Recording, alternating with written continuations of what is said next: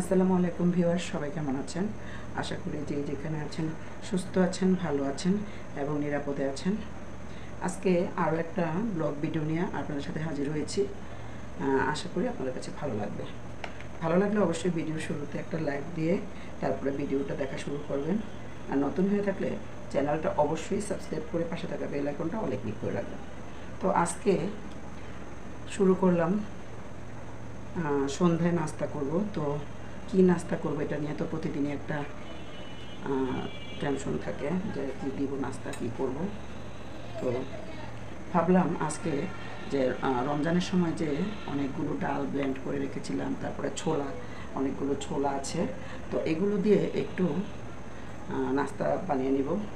আর এটা খেসারির ডাল, মসুরির ডাল একসাথে করে আমি ব্লেন্ড করে নিয়েছি এবং রমজানের সময় এটা দিয়ে আমি পেঁয়াজও বানিয়েছি। তো আজকে এগুলো আমার বেশ কিছু আছে, তো ভাবলাম যে মাঝে মাঝে একটু বিকেলে নাস্তা বা দুপুরে একটু ডালের বড়া বানিয়ে গরম ভাত দিয়ে কিন্তু অনেক ভালো লাগে।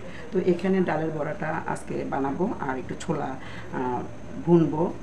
তো এটা দিয়ে আজকে মুড়ি দিয়ে বিকেলে নাস্তা করব সন্ধ্যায়। তো এখানে ডালটা আধা বাটা করা আছে, এখানে এটা আমি ব্লেন্ড করেছি, আপনারা পাটায় বেটে নিতে পারেন। তো এখানে একটু মরিচের গুঁড়ো, হলুদের গুঁড়ো, একটু আদা পেস্ট, একটু রসুন পেস্ট, একটু জিরা, কাঁচা জিরা বাটা, এটা কিন্তু অনেক সুন্দর একটা ফ্লেভার আসে পেঁয়াজুতে। আর এখানে আমি 3টা কাঁচামরিচ কুচি করে নিয়েছি, মরিচটা আপনাদের ইচ্ছা মতো আপনারা দিবেন। আর দিয়েছি স্বাদ মতো লবণ আর পেঁয়াজ কুচি। তো পেঁয়াজ কুচিটা প্রথমে একটু ভালো করে ম্যাশ করে নিব লবণের সাথে, একটু ভালো করে এভাবে মেখে একটু সফট করে নেব।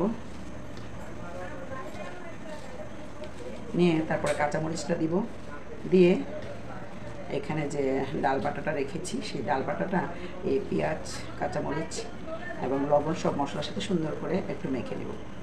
তো আপনারা ইচ্ছা করলে ধনে পাতা, পুদিনা পাতা দিতে পারেন। পুদিনা পাতাটা দিলে, ধনে পাতাটা দিলে আরও বেশি ভালো লাগে এটাতে।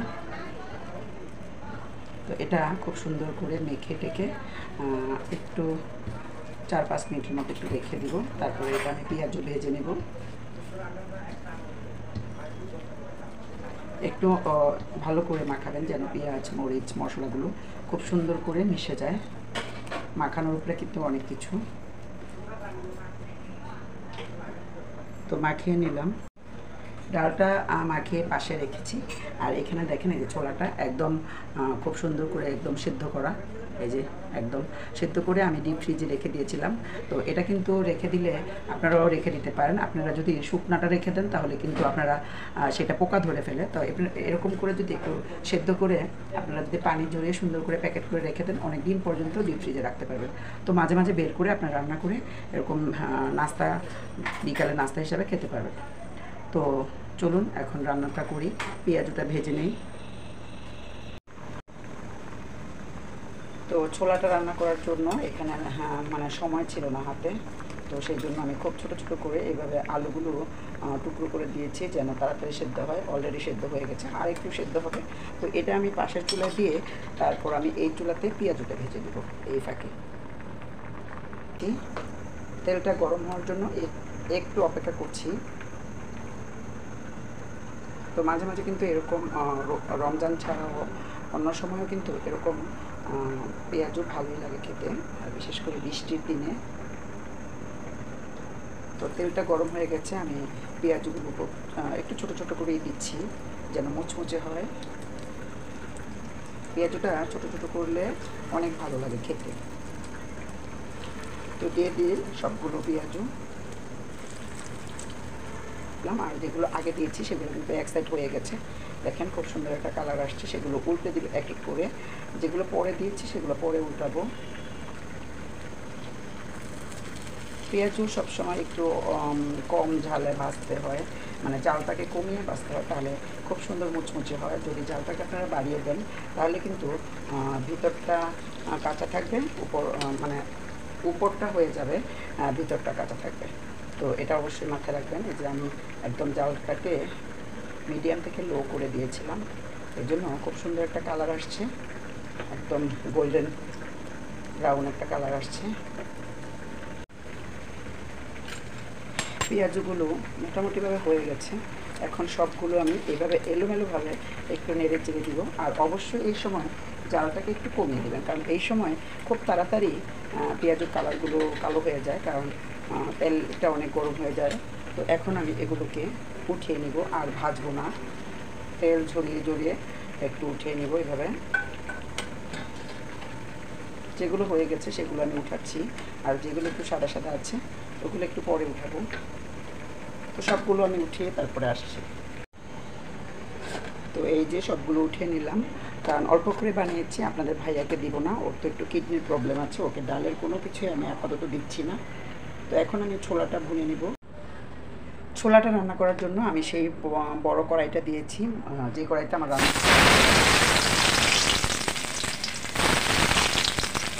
তো দিয়ে দিলাম পেঁয়াজ কুচি। পেঁয়াজ কুচিটা দিয়ে একটু নেড়ে চেড়ে একটু হালকাভাবে একটু নেড়ে চেড়ে নেব। আর দিয়ে দিচ্ছি এখানে কাঁচামরিচ খুব ছোটো ছোটো করে কেটে দিচ্ছি, একটু ঝাল ঝাল না হলে ভালো লাগে না। তো কাঁচামরিচগুলো কিন্তু অনেক বেশি ঝাল, সেই জন্য আমি অল্প পরিমাণে দিয়েছি। আর এখানে দিয়ে দিব স্বাদ মতো লবণ। আর ছোলাটা যখন আমি সিদ্ধ করেছি তখন সামান্য একটু লবণ দিয়েছিলাম। ছোলাটা যেহেতু আমি ধুয়ে নিয়েছি, লবণটা চলে গিয়েছে। তো লবণটা দিয়ে সুন্দর করে লাল করে এখন আমি মশলাগুলো দিয়ে দিই। মশলাগুলোর মধ্যে হচ্ছে রসুন পেস্ট, হলুদের গুঁড়ো। এই সময় জালটাকে অবশ্য কমিয়ে নেবেন, কারণ যেন মশলাটা পুড়ে না যায়। সামান্য একটু আদা পেস্ট, সামান্য একটু কাঁচা জিরা বাটা দিয়ে, একটু মরিচের গুঁড়ো দিয়ে এখন আমি এটাকে সুন্দর করে নেড়ে চেড়ে দিব। আরেকটু হলুদ দিয়ে দিচ্ছি, দিয়ে সুন্দর করে মশলাটাকে কষিয়ে নিব। তো মশলাটা কষানো হয়ে গেছে খুব সুন্দর করে, দেখতে পাচ্ছেন। এখন আমি ওই যে সেদ্ধ করা আলুগুলো রেখেছিলাম সেদ্ধ করে, এটাকে হাত দিয়ে একটু চটকে নিয়েছি। আমি কখনোই ছোলার মধ্যে আস্ত আলু দেই না, আমার কাছে ভালো লাগে না। দিয়ে দিলাম সেই একটু ম্যাশ করা আলুগুলো, দিয়ে খুব সুন্দর করে মশলার সাথে একটু মিশিয়ে নেব। শুধু রমজানের সময়ে যে এইগুলো খেতে হবে এমন তো কোনো কথা নেই, অবশ্যই যখন ইচ্ছে আমরা খেতে পারবো। বিকেলে যখন প্রতিদিনে একই নাস্তা ভালো লাগে না, একটু ঝাল খেতে ইচ্ছা করে। তো সবাইকে আবারও বলছি যে এখনও যারা আমার ভিডিওতে একটা লাইক দেননি, প্লিজ কষ্ট করে মনে করে একটা লাইক দিয়ে দেবেন। আপনাদের একটা লাইক আমার ভিডিওটা অনেকের কাছে পৌঁছে দিতে পারে। তো আলুগুলো খুব সুন্দর করে কষিয়ে নিচ্ছি, দেখেন কত সুন্দর একটা কালার আসছে। এখন ছোলাগুলো দিয়ে ছোলাগুলো দিয়ে খুব সুন্দর করে এভাবে আলুগুলোর সাথে একটু মিশিয়ে একটু ভেজে ভেজে নেব, একটু কষিয়ে নেব।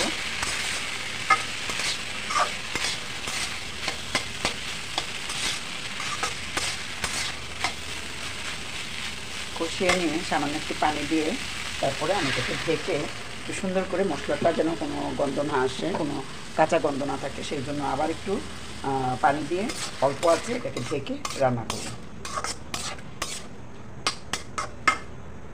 একদমই অল্প পানি দিয়েছি। আর এটা এখন আমি ঢেকে দিব। অবশ্যই একটু ঢেকে দিবেন, একটু ঢেকে অল্প আছে খুব সুন্দর করে রান্না করে নিব।